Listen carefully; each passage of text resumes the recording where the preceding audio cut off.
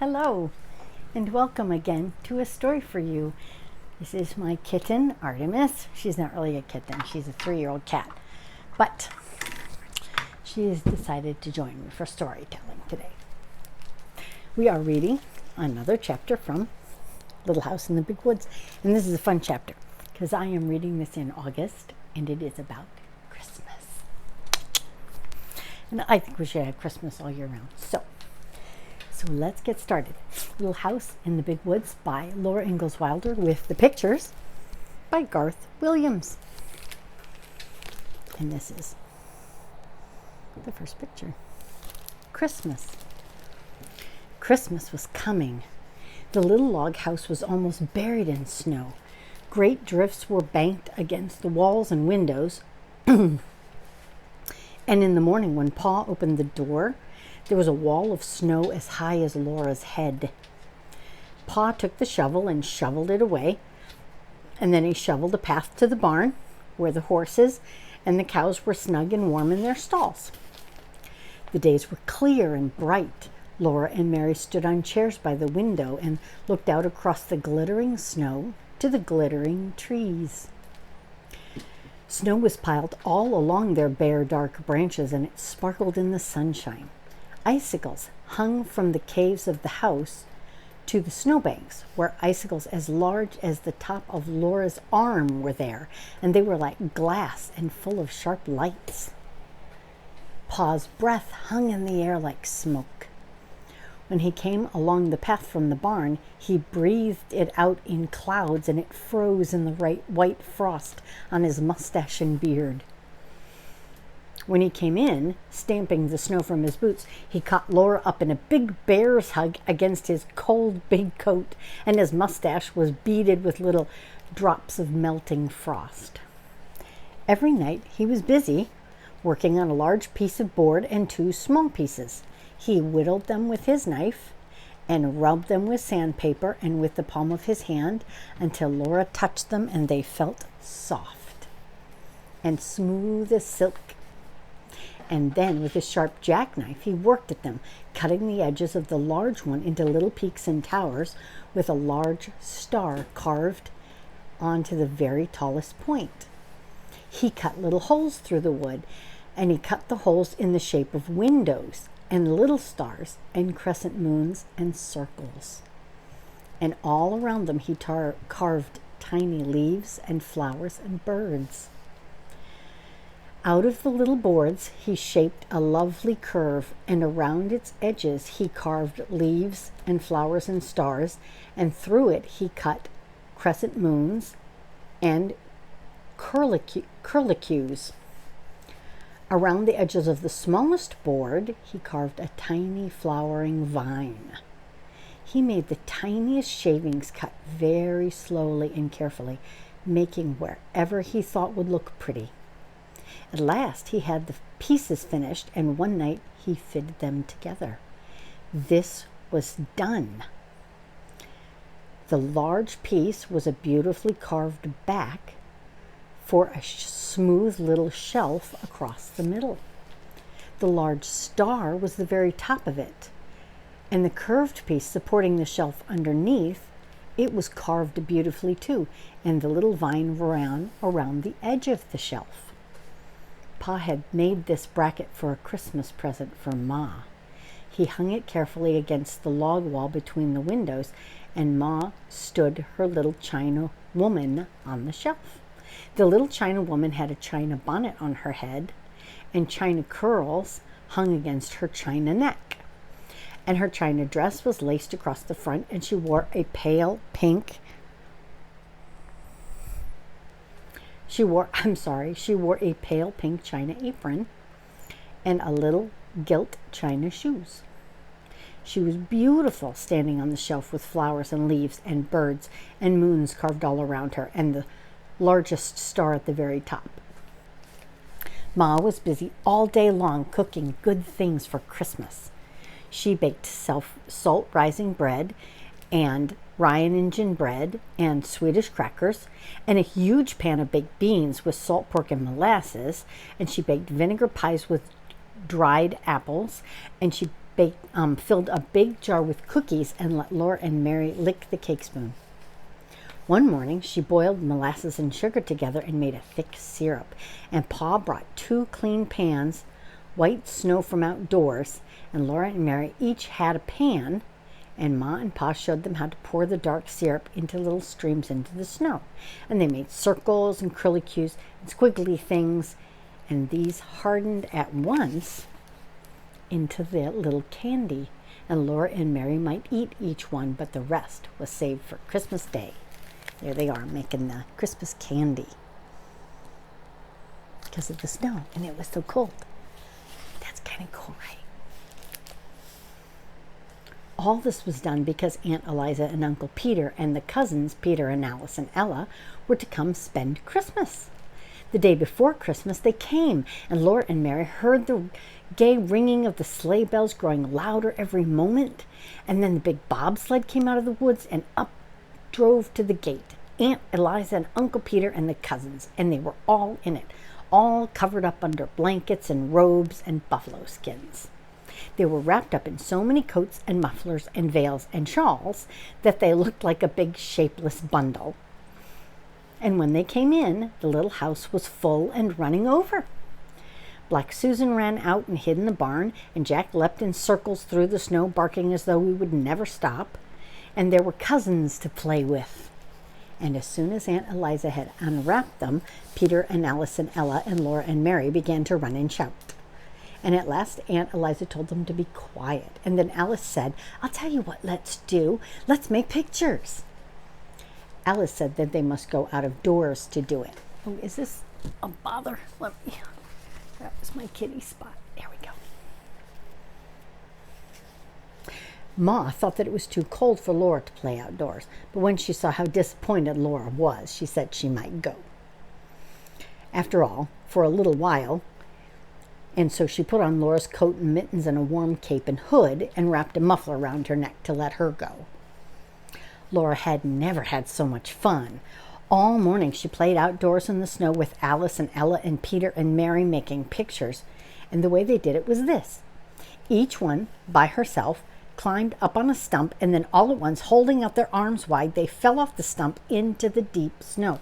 The snow must be really deep to do this. It's possible to do this, but you have to have deep snow for those of you that don't live in cold climates. They fell flat on their faces, and then they tried to get up without spoiling the marks they had made when they fell. And they did it well. Then there was a snow with 5 holes shaped exactly like 4 little girls and a boy, arms and legs and all. And they called these pictures. Here they are, making their pictures. Isn't that cute? They played so hard all day that when night came, they were too excited to sleep, but they must sleep, or Santa Claus would not come. So they hung their stockings in their fireplace and said their prayers and went to bed. Alice and Ella and Mary and Laura, all in one big bed on the floor, and Peter had the trundle bed. And Aunt Eliza and Uncle Peter were going to sleep in the big bed, and another bed was made in the attic floor for Ma and Pa. And the buffalo robes and all the blankets had been brought in from Uncle Peter's sled so that there would be enough covers for everybody. And Ma and Pa and Aunt Eliza and Uncle Peter sat by the fire talking, and just as Laura was drifting off to sleep, she heard Uncle Peter say, "Eliza had a narrow squeak the other day when I was away at Lake City. You know Prince, that big dog of mine?" Laura was wide awake at once. She always liked to hear about dogs, and she lay still as a mouse and looked at the firelight flickering on the log walls and listened to Uncle Peter. There she is, sneaking awake. Maybe you do that sometimes too. Pretend to sleep so you can hear something. "Well," Uncle Peter said, "early in the morning Eliza started to the spring to get a pail of water, and Prince was following her. And she got to the edge of the ravine where the path goes down to the spring, and all of a sudden Prince set his teeth in the back of her skirt and pulled. You know what a big dog is, and Eliza scolded him, but he wouldn't let go. And he's so big and strong that she couldn't get away from him, and he kept backing and pulling till he tore a piece of her skirt. It was my blueprint, Aunt Eliza said to Ma. Dear me, said Ma. He tore a big piece right out of the back of it, Aunt Eliza said. I was so mad I could have whipped him for it, but he growled at me.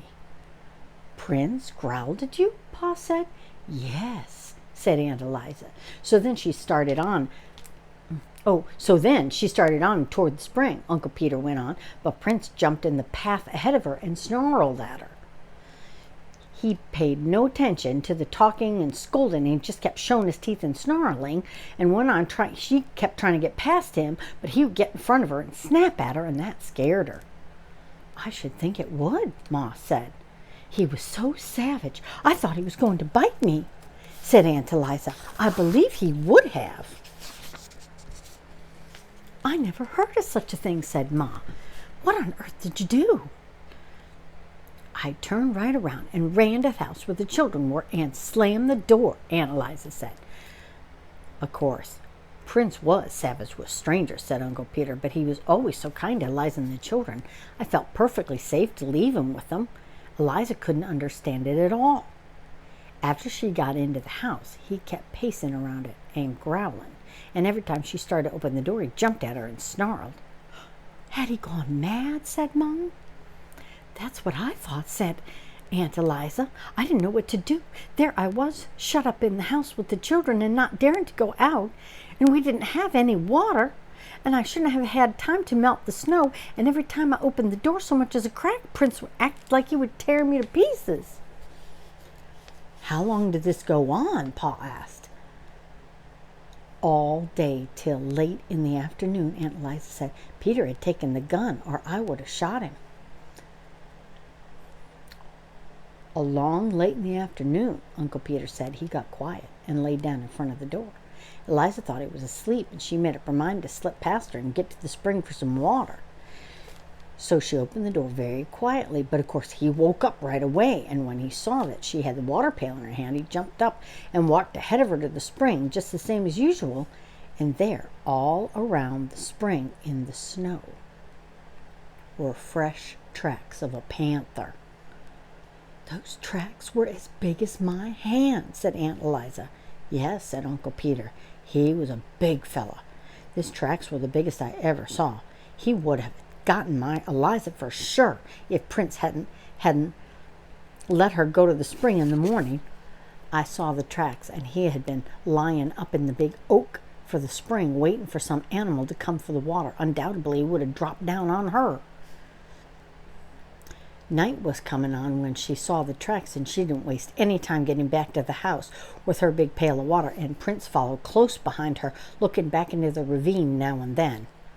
I took him into the house with me, Aunt Eliza said, and we stayed inside until Peter came home.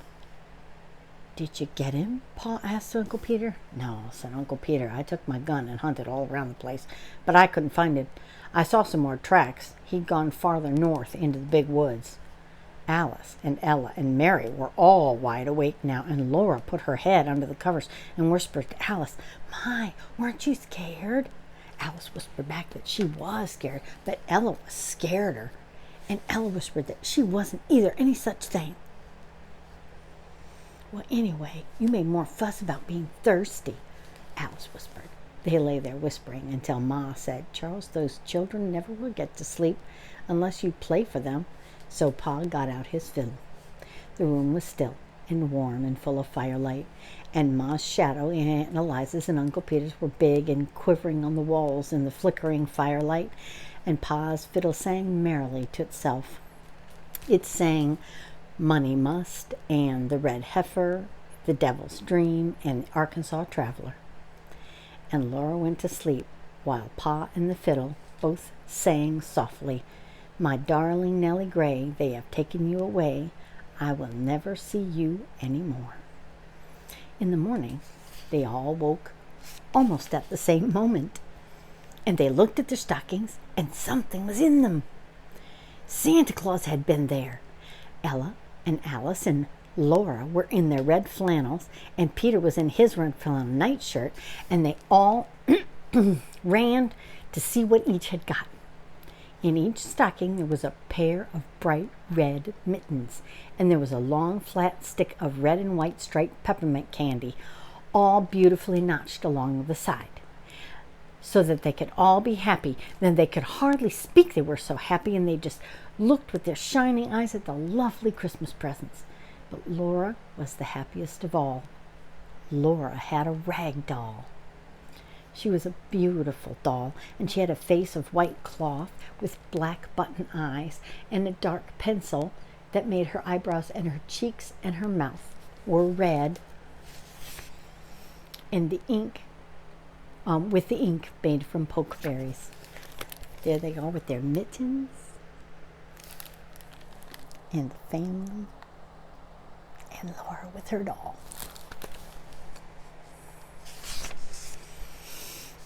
Her hair was black yarn that had been knitted and raveled so that it was curly, and her little red flannel stockings and little black cloth gaiters for shoes, and her dress was a pretty pink with blue calico. She was so beautiful that Laura could not say a word, for she just held her tight and forgot everything else. She did not know that everyone was looking at her till Aunt Eliza said, "Did you ever see such big eyes?"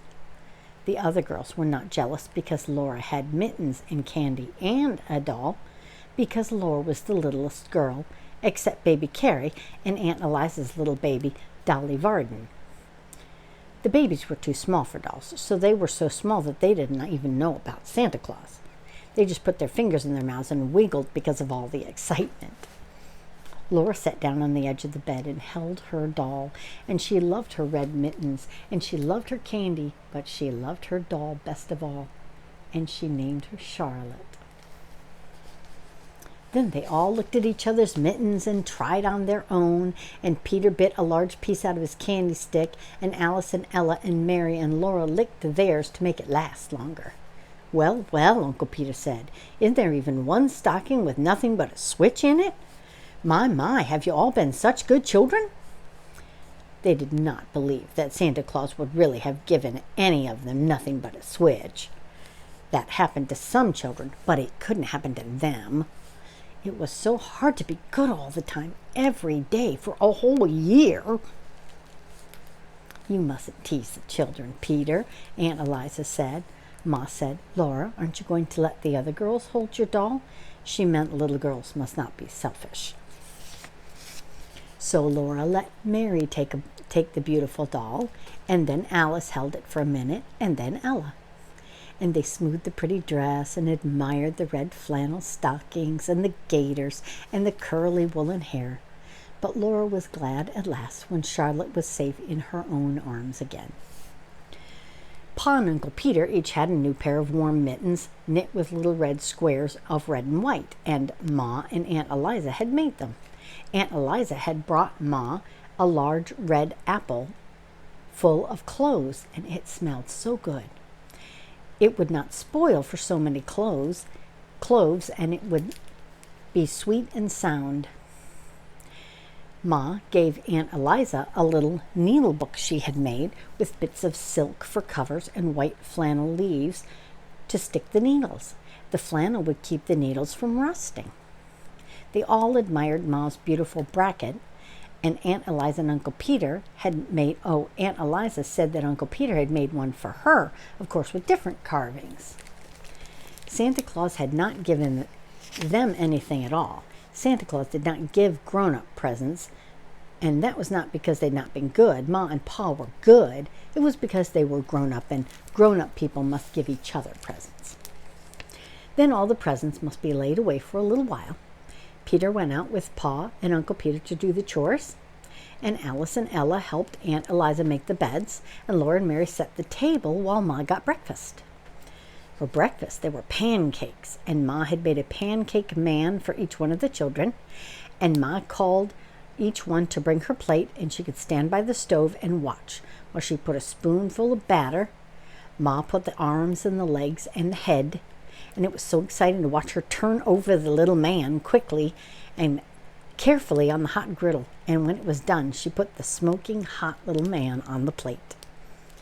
Peter ate the head off his man right away. But Alice and Ella and Mary and Laura,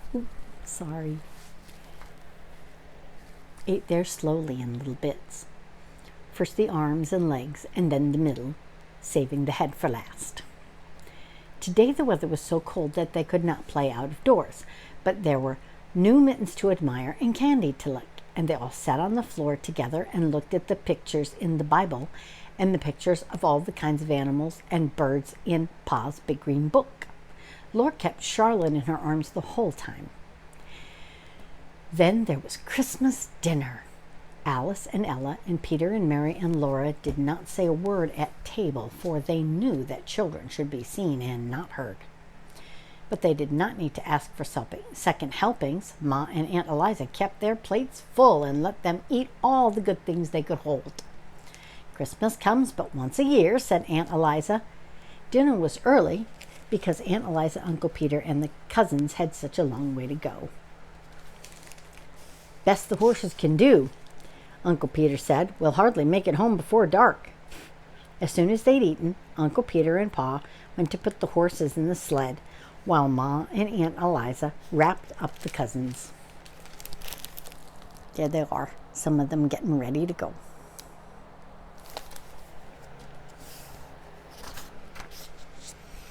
They pulled heavy woolen stockings over other woolen stockings and the shoes that they were already wearing, and they put the mittens and the coats and the warm hoods and shawls and wrapped mufflers round their necks and thick woolen veils over their faces, and Ma slipped piping hot baked potatoes into their pockets to keep their fingers warm, and Aunt Eliza flat iron were hot on the stove, ready to be put at their feet for the sled, and the blankets and the quilts and the buffalo robes were warm too. And so they all got into the bobsled, cozy and warm, and Pa tucked the last robe well in around them. Goodbye, goodbye, they called, and off they went, the horses trotting gaily and the sleigh bells ringing. In just a little while, the merry sound of the bells were gone, and Christmas was over. And what a Christmas it had been. And that's the end of that chapter. Now, if you like these stories and these chapters, let your parents know. If you like the other stories better, I'd love to know, and your parents can comment in the parent sections. This is one of my favorite series because I love all the different things you can learn about life in 1860 when these kinds of things were happening, and how they kept warm instead of having hand warmers that you could buy at the store and break and shake open so you could keep your hands warm. They had to warm potatoes and things like that, and I think that's so interesting. And it's just fun to see how much fun they had as kids and the life that they had. So have your parents subscribe, and then you'll know every time I come on to read a new story, and like things and have them comment on the things that you like about the different things in the parent section. Thank you so much for joining me. I always enjoy being with you.